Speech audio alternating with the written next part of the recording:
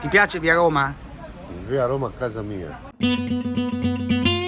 Il 27 di luglio, grande festa multietnica via Roma, nella stazione di Udine. Udine diventerà il centro del mondo.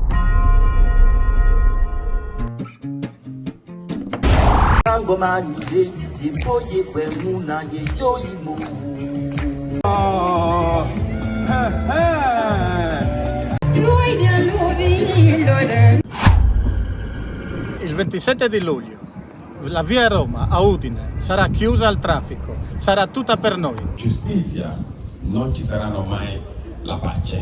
Bésame mucho. Una lettera che ho scritto per questa città.